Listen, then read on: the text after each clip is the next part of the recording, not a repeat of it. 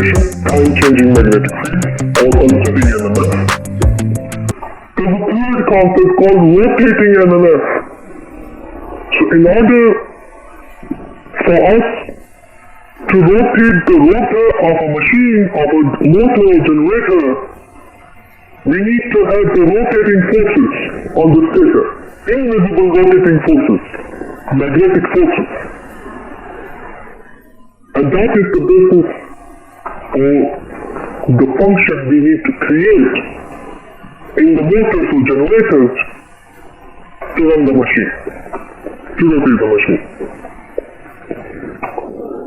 What you are looking at on this PowerPoint presentation slide is the imagination that the forces changes after 180 degrees.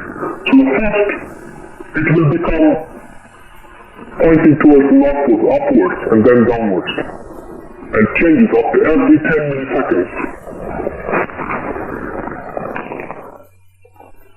And what happens, there are two phenomena going on. One is a self-induction and second is a mutual induction. So the EMF induced in coil 2 is due to the mutual inductance, and we need to understand what is mutual inductance. So let's suppose there is a mutual induction. And that mutual induction is dependent on rate of change of current with respect to time in the primary coil or coil 1.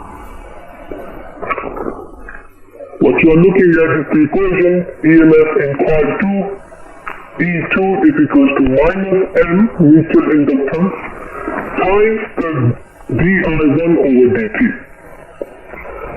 Now the negative sign indicates that the EMF induced in coil 1 or coil 2 will be opposite in direction to the main supply voltage. And that phenomena was discovered by Lenz, and it becomes a Lenz's law.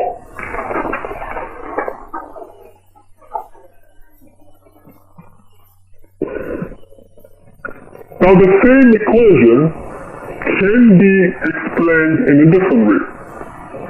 The EMF induced in second coil or secondary coil is because of the number of turns the second coil has, but also because of the flux linkages in the second coil with respect to time. If there's a magnetic flux linkage is going on, so cutting going on, and the same equation can be represented in a different way. So here we have two equations.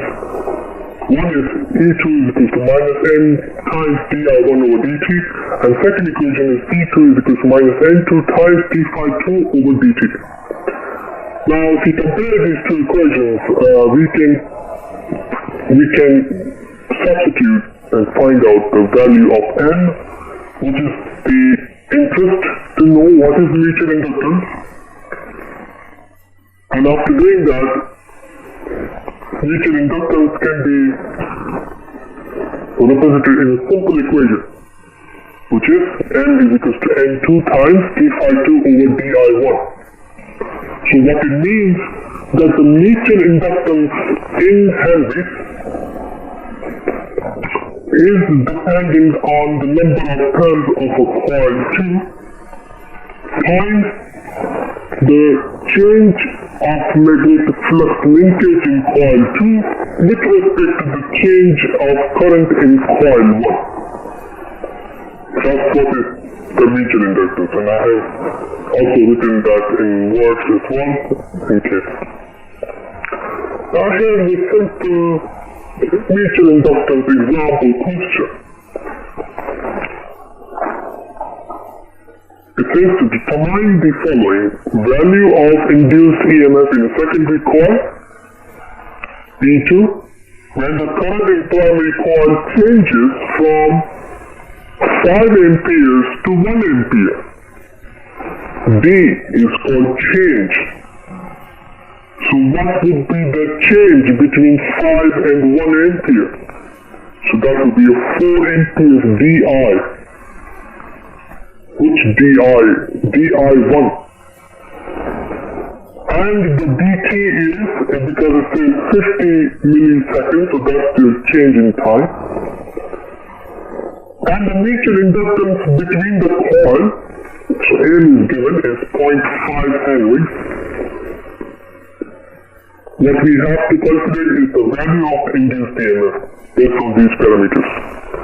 So to calculate the value of induced EMF, E2 is equals to minus M, so there should be a negative sign here in the equation, like I mentioned before. So I apologize, please do consider the negative sign in this equation. And DI1, which is 4 amperes, the change in current in primary coil, and the DT is the change in time, which is given 50 milliseconds. So this gives you induced EMF on that particular moment when the current changes is 40 volts, minus 40 volts, or 40 volts. You've got to use the negative sign in the equation. Part number B says calculate the number of turns in coil 2. When the flux linking the coil changes from 12 to 2 milliwebers. So 12 to 2 milliwebers.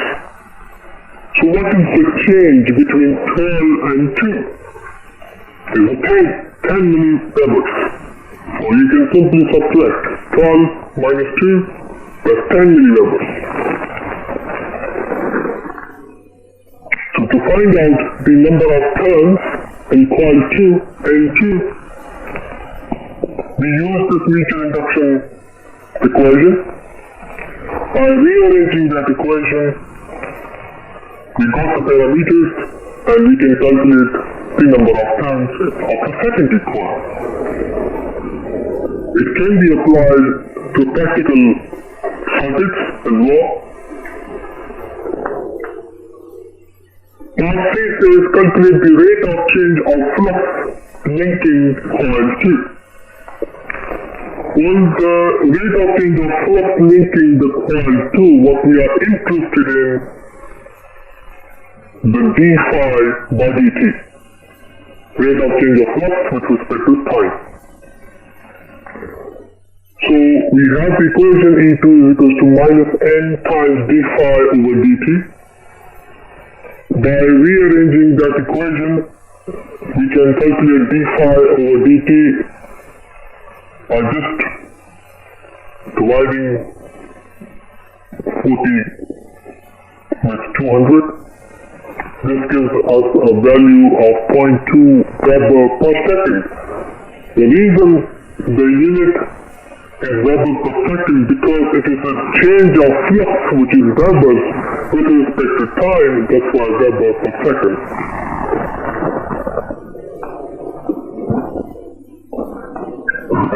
Now, in this case, what we are interested in is the principle of operation of a single-phase transformer, and we have briefly looked at the mutual induction equation, induced EMF equations in the secondary coil. Now what we need to understand is the relationship between the voltage and the number of turns.